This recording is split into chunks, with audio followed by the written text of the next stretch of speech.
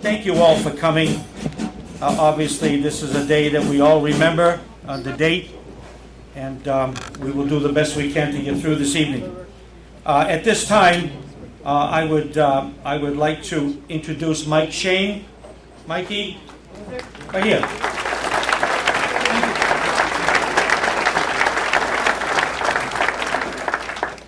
Hello. To those who are returning to the 7 years, thanks to Yanks Tribute Dinner, welcome back. It is nice to see you again. For those who are here for the first time, I extend a very warm greeting. Thank you for attending. Rest assured that you are amongst friends. We come together every 9/11 to remember, respect, and revere the service and sacrifices made by our fellow Americans and their families. And of course, to pay tribute and respect to the heroes and victims of 9/11/01. May we never forget. Words cannot express how humbled I feel tonight by you being here with us. This evening belongs to each of you. I share the sentiments of millions of Americans when I say we remember, respect, and revere what you and your families have done and continue to do. I know I speak for myself and my wife, Donnalee, when I say truly welcome to tonight's appreciation event.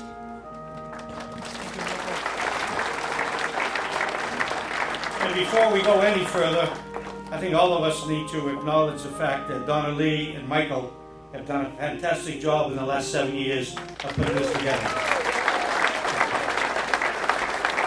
Donnalee is happy because I just gave her a glass of wine, so she's happy. And now it is my honor to introduce to you the Blackstone Valley Young Marines, who are going to do the presentation of the colors.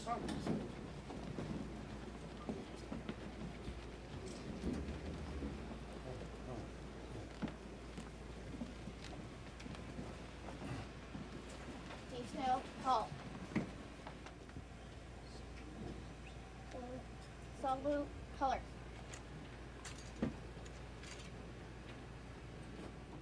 Would you all join me in a Pledge of Allegiance, please?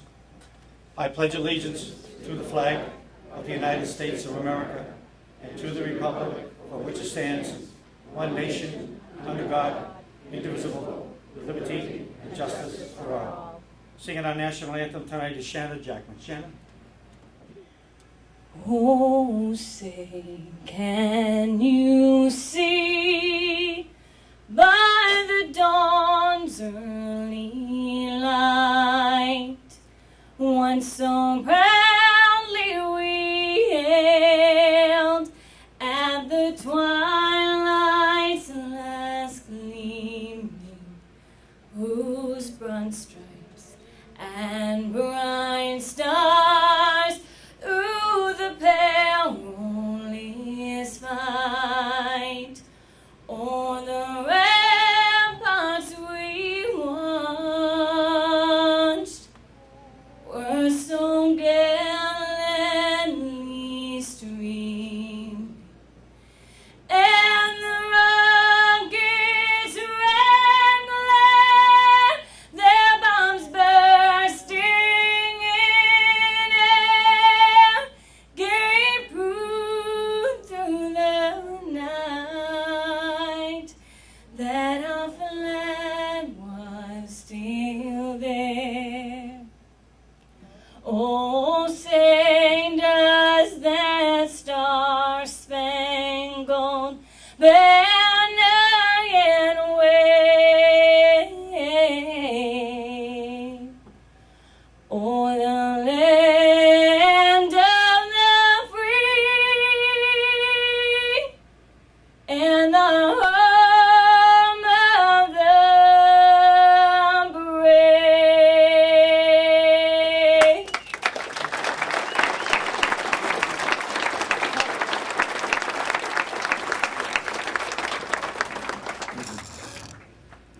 me a minute to get my eyes adjusted here. Still the greatest song in the world, isn't it? And now we would like to call up here the Blessing of Our Heroes by Rabbi William Hamilton, chaplain of the Massachusetts State Police. Rabbi? It's a special honor for me to be here tonight with you all, and I was delighted when Mike reached out and invited me. I apologize in advance. I may not be able to stay through the entire program. We, in the Jewish religious tradition, have a holiday coming up tomorrow, actually Friday night and Saturday, rather important one, which we call Yom Kippur, and yours truly discovered this morning that my sermon, it needs to be rewritten. Thus said my wife this morning. So, got what yet to do tonight. But there's nothing more important than being here with you tonight in this setting. And before I pray on behalf of our service men and women overseas and those who have fallen defending our freedom that we honor tonight, I just want to share one very brief story from September 11, 2001.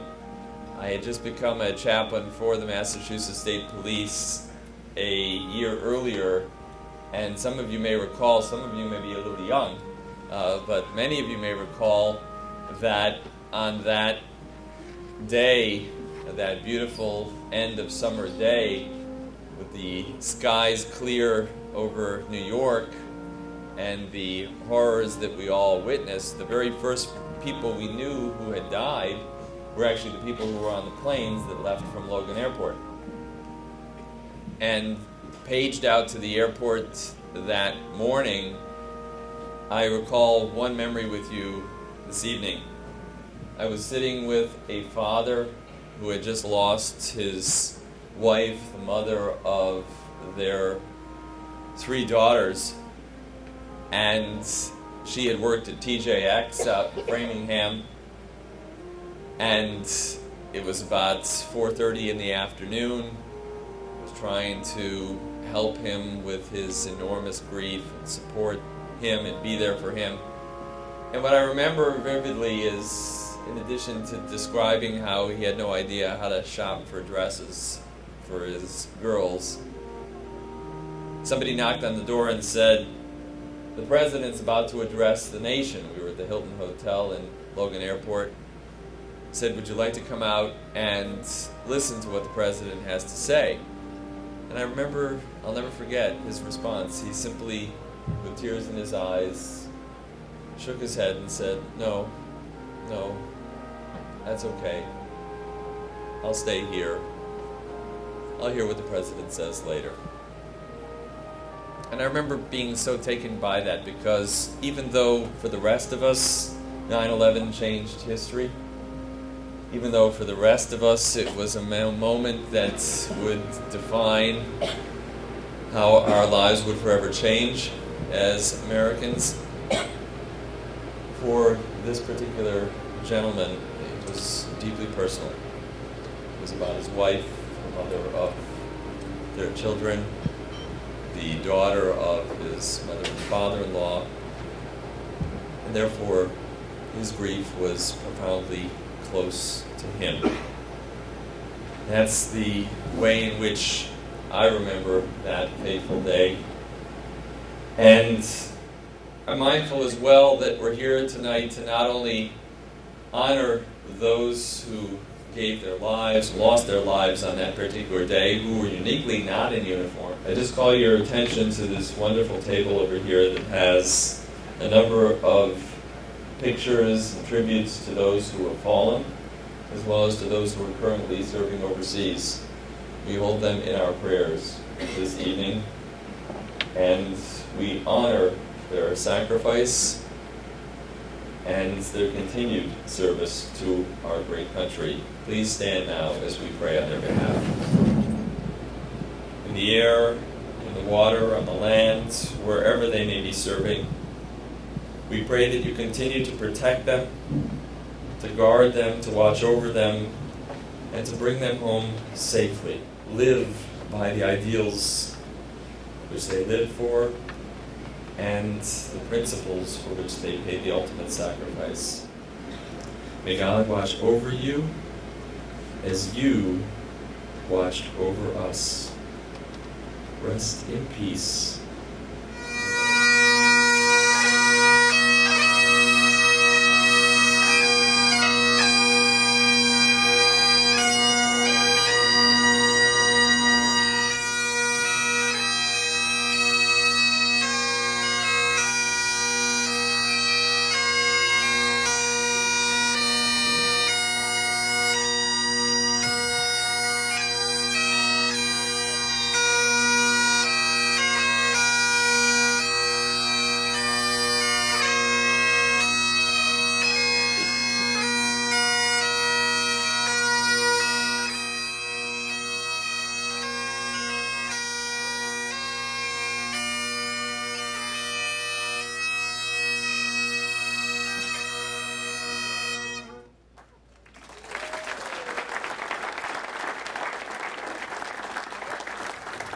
Thank you, Debbie. Thank you, Marvin. Greatly appreciate it. So it is my honor to introduce to you our first speaker, a World War II veteran, a Purple Heart recipient, and an American patriot, Dave Mann. Dave? Thank you. December 7th, 1941 was declared by President Franklin D. Roosevelt as a day of infamy. Well, 12 years ago at 9:46 in the morning, 9/11, that was the second day of infamy, in my opinion. Milton and I went to a bar, and we sat down, and we had ordered a scotch, and I looked across the bar, and I saw a guy staring at me, and he looked at me, and he said, "Hey, kid, the hell did you do in the war that makes you so special?" Well, it kind of took me aback for a minute.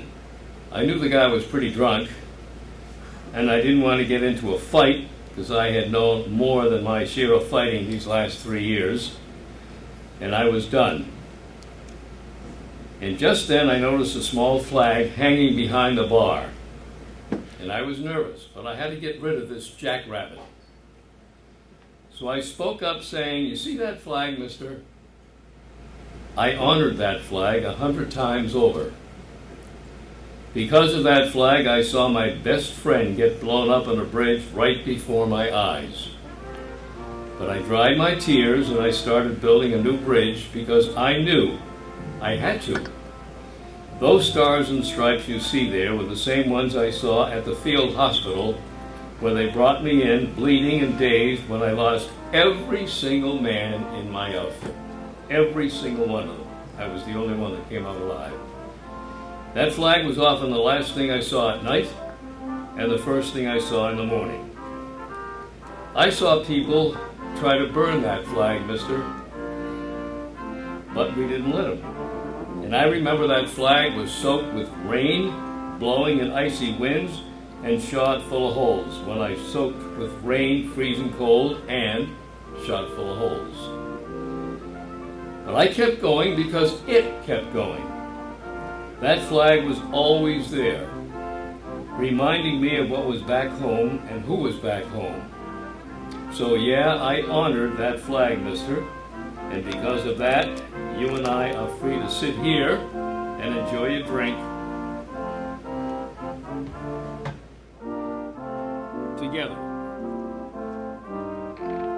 Cheers.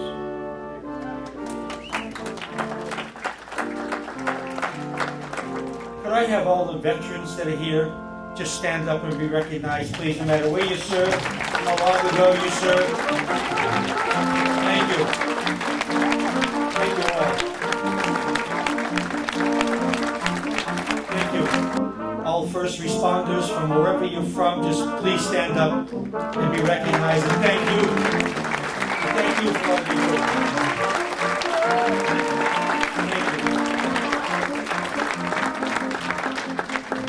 Our next speaker is Thomas R. Lynch, a Blue Star father and a military family advocate. Thomas?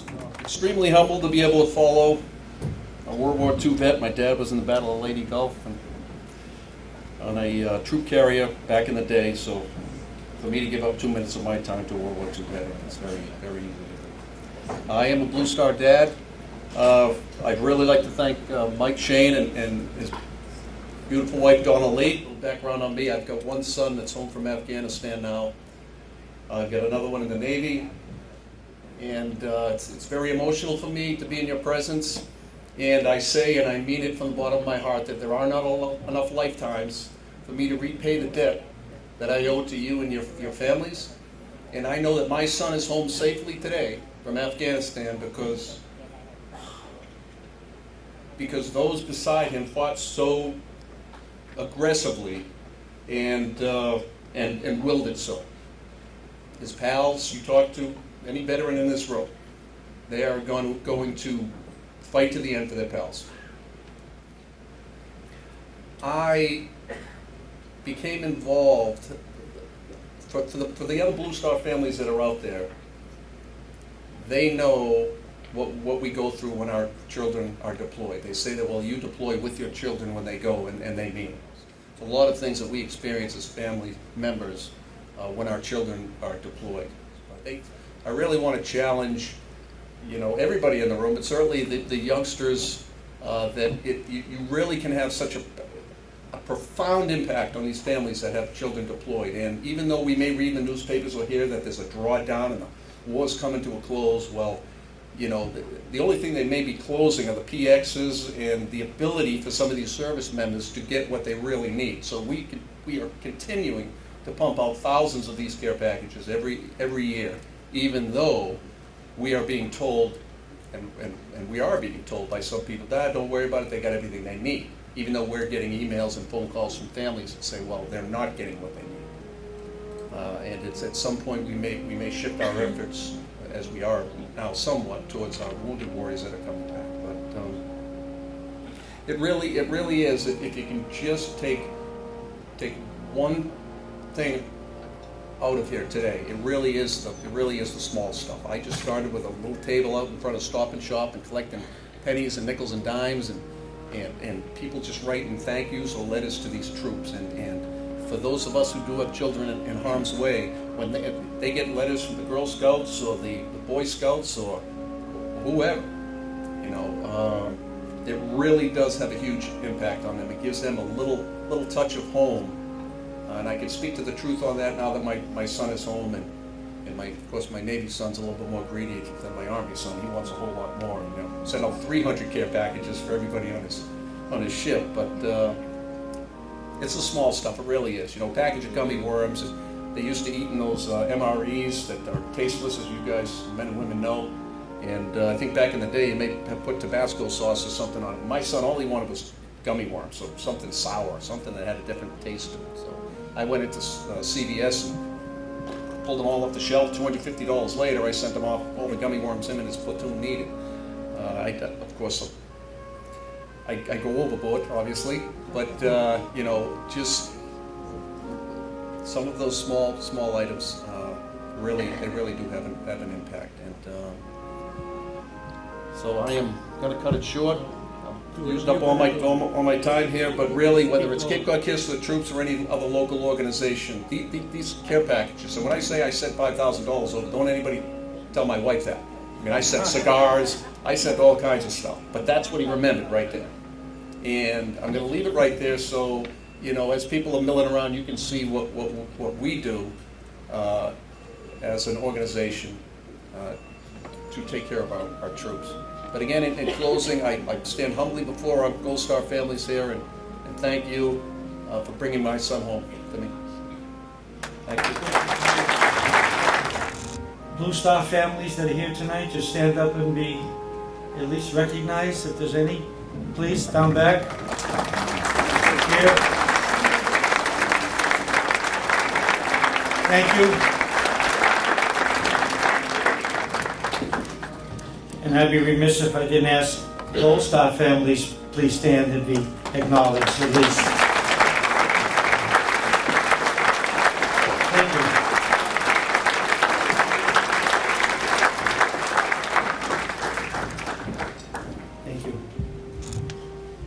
Our next speaker is Donald Pierce, a Vietnam veteran, a Blue Star father, and Assistant State Captain, Patriot Guard Riders. So, I'm here today. I'm going to read a poem that I wrote a short while ago. And I'm going to dedicate it to a young man who was killed in Al-Anbar province, Iraq. I was going to try to present it to his mother. I was hoping she'd be here, but I don't see her. The poem is an EOD hero, and for those who do not know what EOD stands for, it is Explosive Ordnance Disposal. These are the guys that go in and disarm the bombs, trying to save lives. And entered the Marines as a member of the Explosive Ordnance Disposal Company, 8th Engineer Support Battalion, 2nd Marine Logistics Group, 2nd Marine Expeditionary Force, in Camp Lejeune in North Carolina. The poem is EOD Heroes. Sergeant Bill Callahan. They worked very hard and with such aplomb as they tried to defuse that roadside bomb.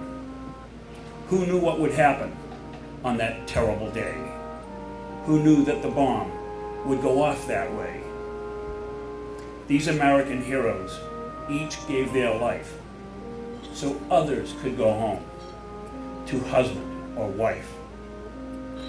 Once they got home, we answered the call to stand with our flags in a line, proud and tall.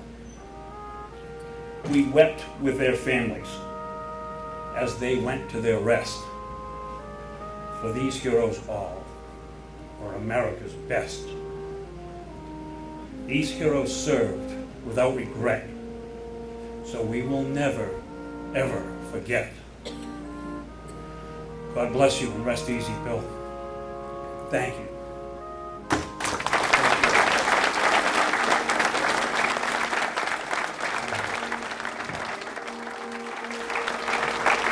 And now I'd like to ask Chaplain Bob Davidson, Massachusetts Corps of Fire Chaplains, to come up, please. Heavenly Father, we thank you for gathering us together this evening. We thank you for the spread of food that you are providing for us. We thank you that we remember that your children long ago picked up stones and created memorials. Thank you for this food, and we ask you to bless it, to strengthen us, that our voices may be lifted up, to give you thanks and to support one another. For we thank you in Jesus' name. Amen. Thank you. We've got your back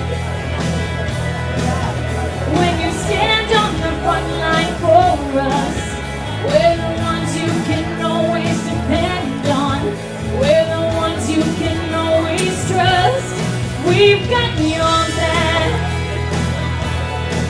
And for the ones you've left here at home, we're gonna give them our shoulders to lean on. We're gonna love them like one of our own. Thank you so much for everyone for all you've done for our country. We're gonna love them like one of our own. Yeah, we've got your back.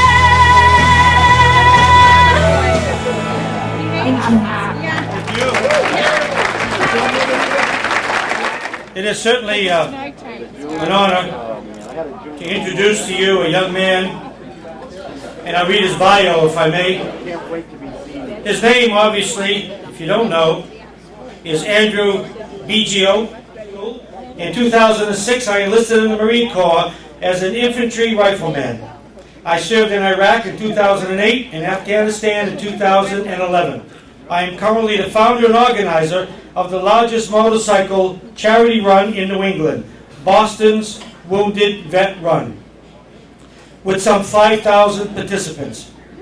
Boston's Wounded Vet Run aims at helping local wounded veterans from the conflicts in Iraq and Afghanistan. The ride has raised $250,000 in just 3 years. Yeah, give it up for him.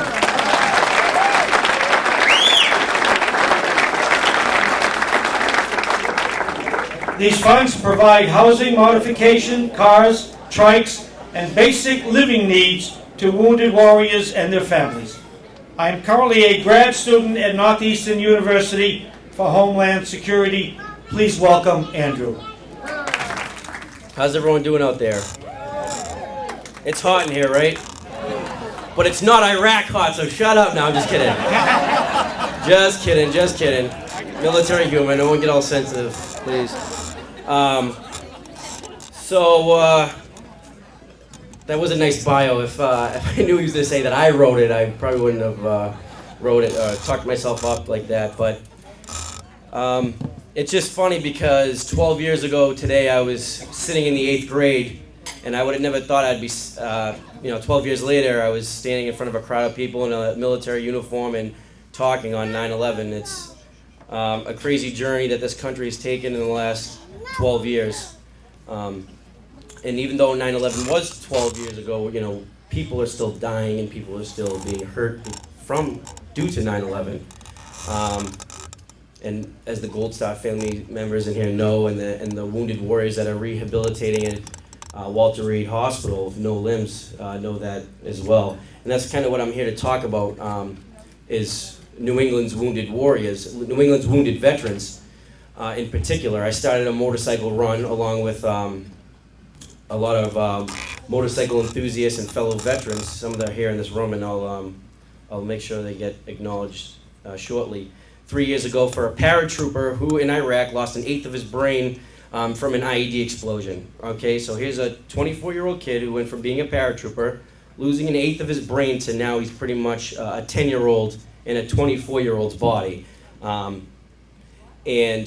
the VA, even if a veteran loses 3 limbs, 2 limbs, the VA, which is a great organization, a great facility that helps veterans better than any veterans in the entire globe, only issues about a $65,000 to $70,000 home modification grant. So if you have a veteran who's missing a few limbs and has brain damage and they need new plumbing in the entire house they live in, the plumbing alone is like 40 to 50 grand. So then you only have 15 grand left to spend on driveways, walkways, railings, new furniture, carpets. It's just not enough. And that's why we started this motorcycle run, was to, help fill the void or fill in where we could with housing modifications. So when we did that first ride, we had about 300 motorcycles show up, and we put a new roof on Corporal Vincent Mannion's house down in Hyannis, Mass. And last year we did the ride for 2 veterans. One was a Marine who was literally living in his mother's basement in Princeton, Mass. And because he lost his right leg and his left leg was held in by a pin and his arm was fused at a 40-degree angle, he had a trouble climbing up 2 flights of stairs just to use the bathroom. And although many organizations are out there building homes for our troops, not every veteran gets a home. Not every wounded veteran gets a home. They tend to go for the most severely wounded first. So you got guys that are single amputated legs, or guys who get infections easily because of their amputations get kind of overlooked. But that being said, for that Marine I told you was living in his mother's basement, we built him his whole apartment into his mother's house. So he doesn't have to go up and down stairs. He has his own bathroom, he has his own TV, living room, kitchen. That's just what we do, the bikers and the people who show up at the event. But everybody in front of you should have one of these flyers, and this is what we're raising.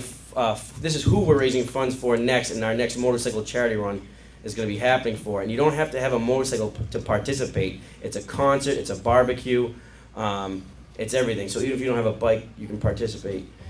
So the person on the bottom left corner of this little circle here, I'm showing his name, is Specialist Andy Kingsley. He lost his leg above the knee in Afghanistan and also has severe nerve damage, so he can't wear a prosthetic leg too much. He's wheelchair bound because of his nerve damage.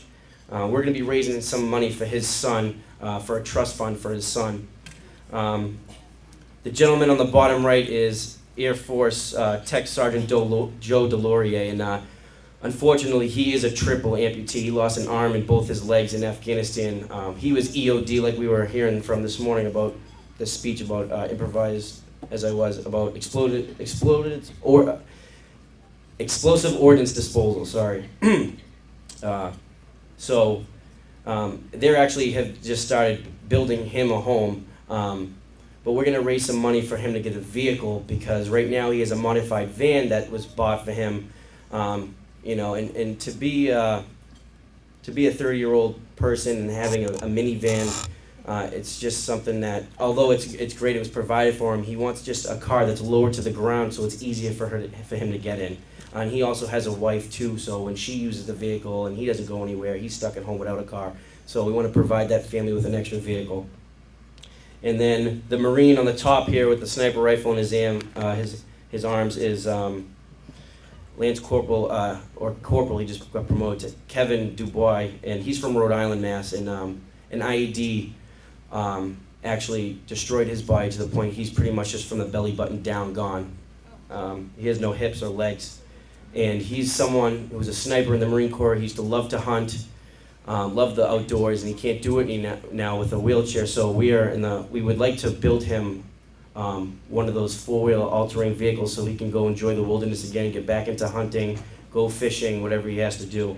You can see on the website here where to go to donate or send checks.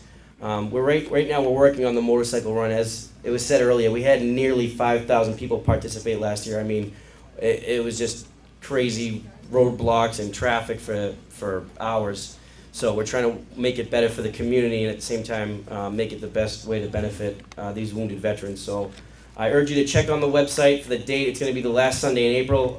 A date, a place and time that will be determined, but the most important thing is to get funds here rolling in because we get 3 wounded veterans who have to live the rest of their lives like this and wake up like this. A lot of us came back from war. We wake up maybe from nightmares and we're good. We check ourselves, we're fine. These guys wake up and the limbs aren't there. They can't touch anything or they're looking at their prosthetic leg. So I just want to thank Michael for letting me speak here tonight and Tracy Valancourt for hooking that up. And God bless. Thank you.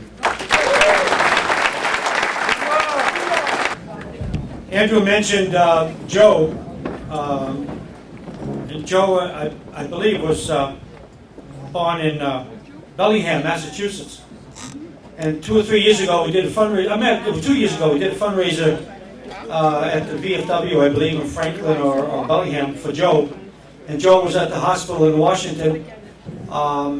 They had just kind of like set him up for his ordeal. And they just gave birth a couple of months before his operation to a young son.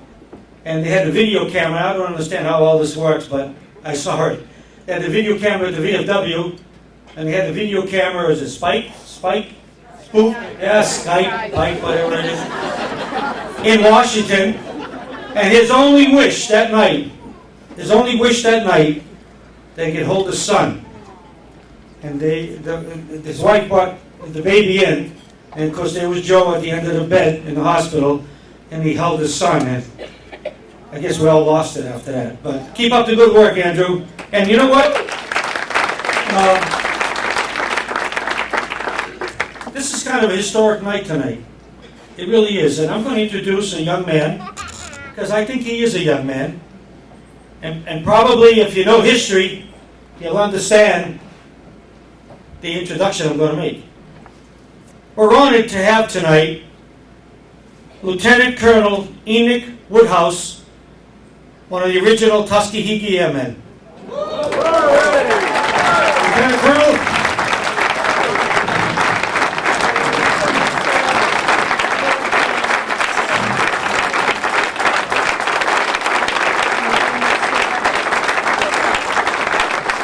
It is my honor to introduce a state representative that I know personally who is very supportive of this program and all veterans programs, but especially thanks to Yanks dinner when Mike and Donnalee started it 7 years ago, a State Representative John Fernandez. John? And I can't say enough what I'm here to say to enough people, which is simply thank you. Thank you to the Gold Star families for the sacrifice that can never be repaid. To the Blue Star families for what your family members are doing. To Silver, to veterans from all wars. Thank you from the Commonwealth of Massachusetts, from the governor, from the House of Representatives, from the Senate. We know how important it is. And Massachusetts has tried to respond collectively with some of the best services available in the nation for veterans. And yet we still see veterans coming home and suffering at a much higher rate with alcoholism, with emotional disturbances, with difficulty reintegrating. And we're still not, in my opinion, therefore doing enough. We will keep trying. You have all given so much for so many of us. And over these last 12 years, so much that I hope it is worth it in the end. I believe for the preparedness that we saw at the marathon, it is. But we must forever remain vigilant in this world. And thank you for your service from all of us. Thank you.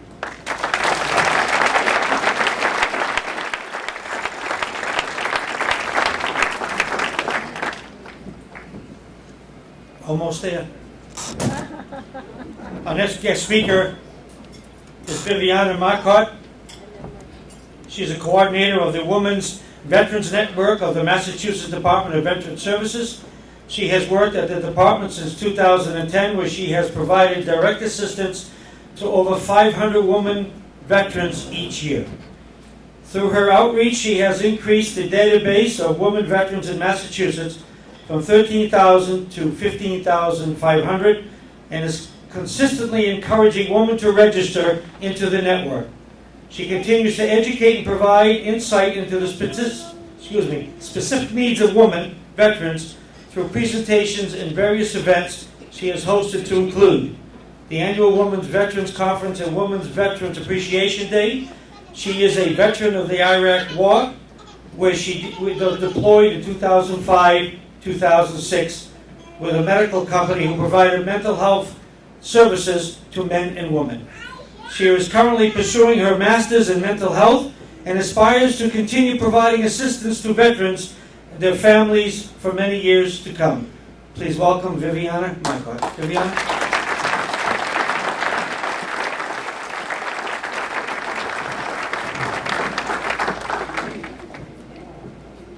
I feel like I don't even have to say anything anymore. Thank you, Mike, Donnalee, for hosting this lovely dinner here today. It definitely means a lot to us, especially on behalf of the Department of Veteran Services and Secretary Nee. It's definitely an honor to be here today. So as Dick mentioned, I coordinate the Women Veterans Program for the state.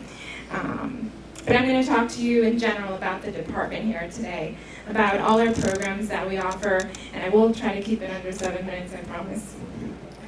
So it's been an extremely busy year for the department. It's just a little bit of information on what we're doing. We're continuing strong partnerships with the VA, nonprofits, veteran service organizations, and definitely leading the nation in veterans benefits and services.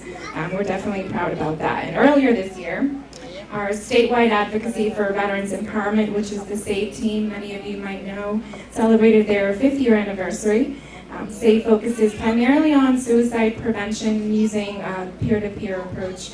And they've reached out to over 20,000 families, military personnel, and veterans, of course. So that was a lot. And that's not even half of what we do at the department. We're constantly busy, especially under our great secretary's leadership. Overall, on a daily basis, I really do have the honor of working with great veterans by my side, family members who also dedicate their lives to this cause.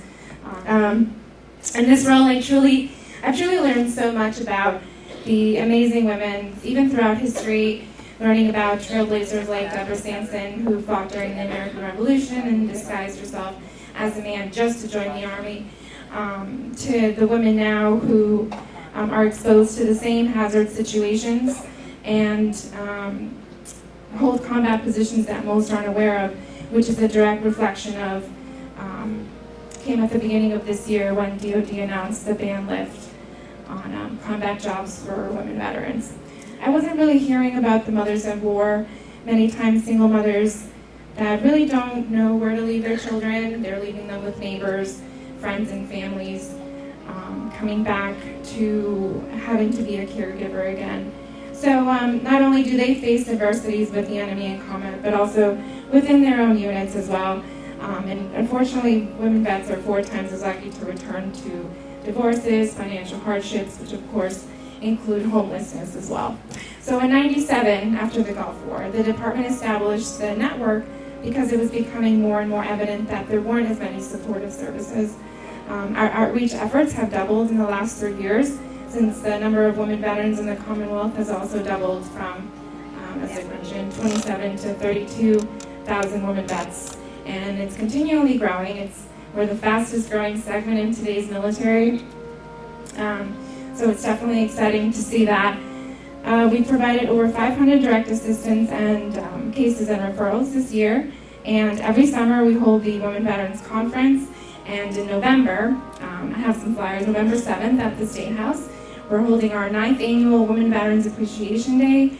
We're taking nominations for the Deborah Sampson Outstanding Women Veteran of the Year Award. It's a really great event. It's 11 to 1. If you know a woman veteran with outstanding military service and community service, definitely I encourage you to nominate her for that. And I brought some flyers for that as well. But I also wanted to recognize the Secretary from Health and Human Services, John Planowitz. He's an Army veteran, Black Hawk pilot. I'm sure I'm not going to do your career justice, sir, so I'm not even going to try, but thank you so much for being here and for being a strong supporter of our programs.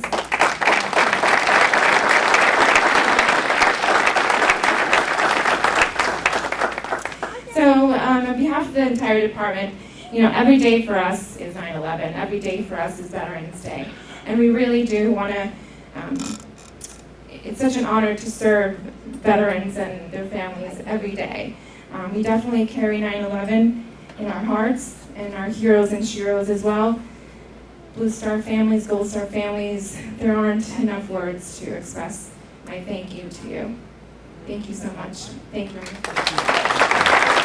So now, as we're almost there, I would like to ask Shanna if she would come up and grace us with God Bless America. God bless America, land that I love. Stand beside her and guide her through the night with the light from above. From the mountains to the prairies, on the oceans wide with foam. God bless America, my home, sweet home. God bless America, my home, sweet home.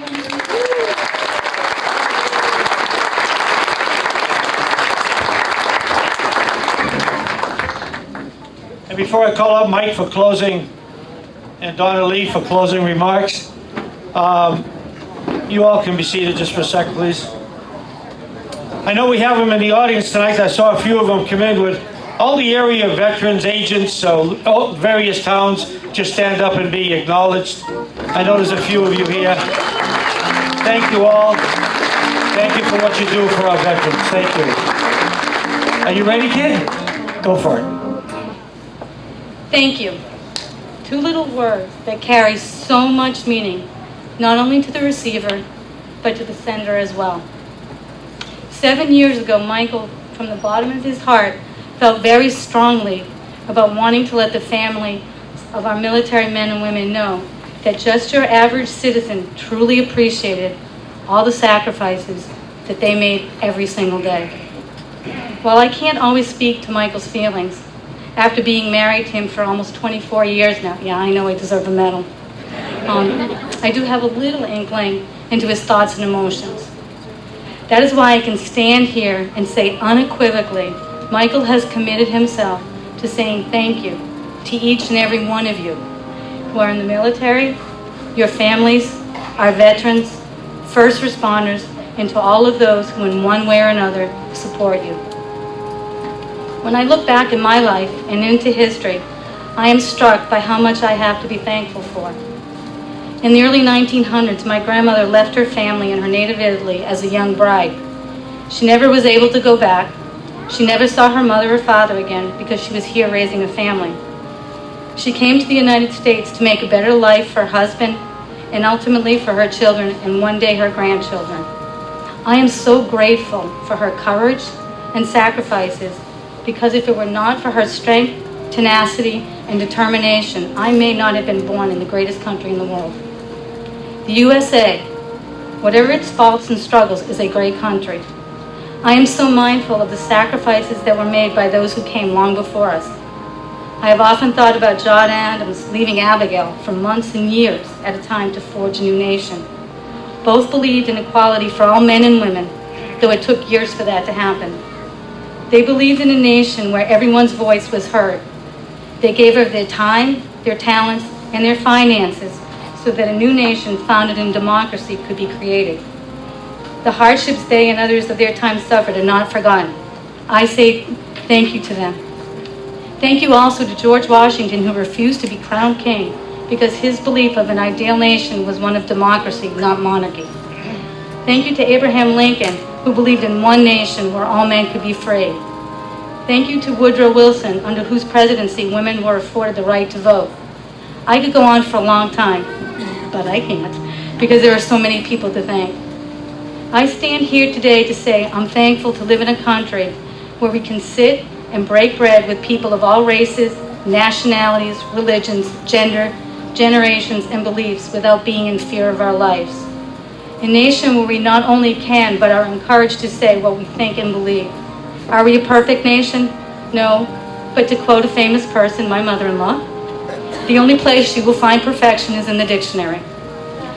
Yet I dare say we are all proud to be Americans, with whatever imperfections that we may have, because we know we live in a country where life, liberty, and the pursuit of happiness are not just words in our Constitution, but are the lifeblood of being an American. It is the brave men and women in uniform who selflessly defend our rights and freedoms who we are here to thank. Yet behind each of them is a parent or a spouse, a child, a loved one who has to stand by and watch their loved one leave and go defend us and our freedoms. Thank you. No matter how sincere does not seem to be enough. How does someone who hasn't said goodbye really understand the depth of emotions you feel and experience? I say that now because as of August 20th, the day that would have been my mother's 87th birthday, I became a Blue Star mother. Our son Thomas, after graduating college, enlisted in the United States Air Force. He is now in basic training at Lackland Air Force Base in San Antonio, Texas. I could not stand here as part of this tribute dinner and be a hypocrite if I could not lovingly and willingly support my son's decisions. However, as you all know, more than I, it is hard to say goodbye and not really know when or if you will ever see your son again. As I thought about this, I remembered my grandmother's and others' sacrifices. They did it, and so would I. The words of Kahil Gibran from the prophet reverberated in my heart and mind. I would like to share just a small portion of those with you now, and I quote, "Your children are not your children. They are the sons and daughters of life's longing for itself. They come through you, but not from you. And though they are with you, yet they belong not to you. You may give them your love, but not your thoughts, for they have their own thoughts. You may house their bodies, but not their souls, for their souls dwell in the house of tomorrow, which you cannot visit, not even in your dreams." And he goes on, "You are the bows from which your children as living arrows are sent forth. The archer sees the mark upon the path of the infinite, and he bends you with his might that his arrows may go swift and far. Let your bending in the archer's hand be for gladness. For even as he loves the arrow that flies, he loves also the bow that is stable." As I held these thoughts and words in my heart, I had no choice and no regrets when I said to my son, "I love you, I respect you, and I support you. As I see it, we have no other choice. Thank you all for being the bows that you are and sending forth your wonderful arrows. May God bless each and every one of us. Thank you. Thank you, Donnalee. What a way to almost end it. Thank you.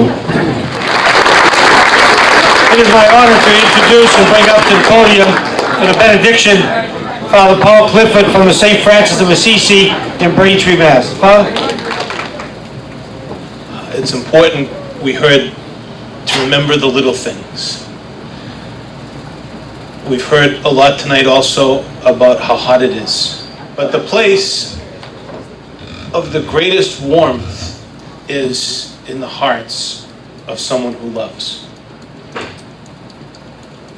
And it's the fact that that love can't be communicated that makes us ache for our Gold Star families, and yet that makes us thank them and give them such pride. It's the love that we have for those who are far away, even if they're not oceans apart. Even if they're in Texas, they're far away because they're not right there. And our memories are the things that inspire that warmth in our hearts. And that's why it's so valuable and important to have this night and all of its different facets and all of its different people. We take a moment of silence at the beginning of our benediction prayer for you to just hold on to one memory from tonight, one thought, one virtue or cause that you heard espoused, that you are going to will to do more with after tonight. And if there's no other one that we can put in there, I'm going to mention one word that I haven't heard all night, but one that we shouldn't let this anniversary go by with, and that is Benghazi. And we pray for those 4 more victims of a different 9/11. Reminders of us of how poignant this very day is and always will be for us as Americans.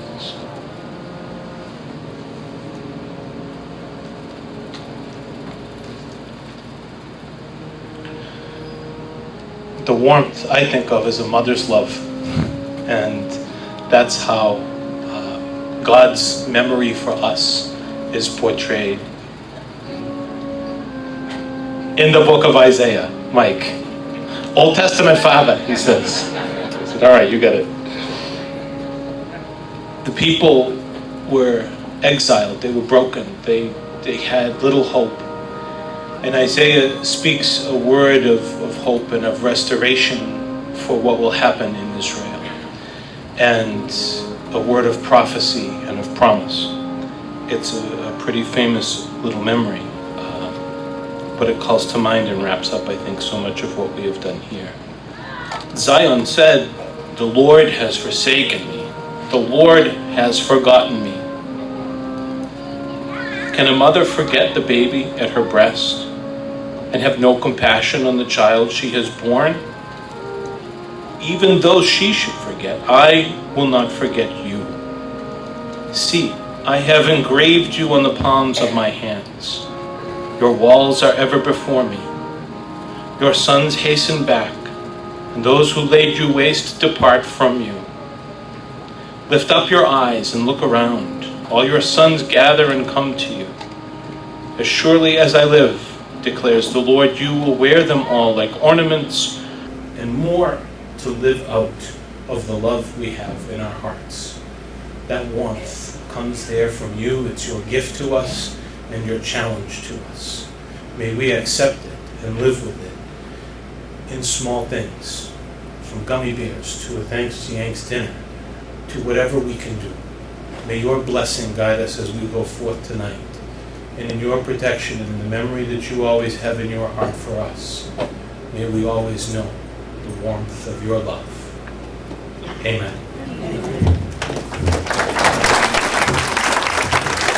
Thank you so very much.